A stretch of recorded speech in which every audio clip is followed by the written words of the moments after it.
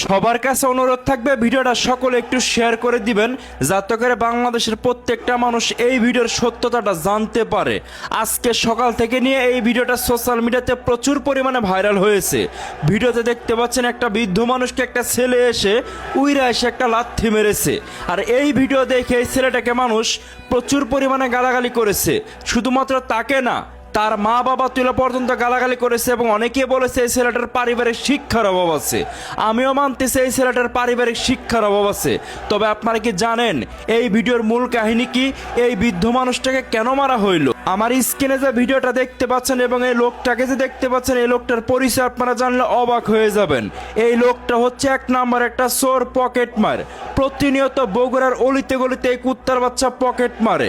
মানুষের মোবাইল চুরি করতে গিয়ে বিভিন্ন জায়গাতে ধরা পড়েছে। শুধু তাই না, মাঝে মধ্যে এই লোক সাইকেল চুরি করতে গিয়ে ধরা পড়েছে। এমন শত শত প্রমাণ আছে। আমি কিছু কমেন্ট আপনাদের মাঝে তুলে ধরতেছি, কমেন্টগুলো পড়েন। আজকে কি করছে জানেন? একটা মহিলার ব্যাগ থেকে মোবাইল বের করে নেওয়ার চেষ্টা করতেছিল। অতঃপর ওই মহিলার টের পেয়ে চিৎকার করে উঠছে, যার কারণে ওই লোকটাকে ধইরা এই ছেলেটা একটা লাথি মারছে। অতঃপর কিন্তু বাংলাদেশের প্রশাসনের লোক আইসা তাকে গ্রেপ্তার করে নিয়ে গেছে। সে একটা চোর, তার প্রতি এত মায়া কান্না আপনাদের কিসের? আগে ভিডিওটা দেখেন সম্পূর্ণ, ভিডিও সম্পর্কে বুঝেন, তারপরে মন্তব্য করেন। তবে ছোট ভাই, তোকে মন থেকে ধন্যবাদ জানাই। লাচ্ছিটা কিন্তু সেই ছিল।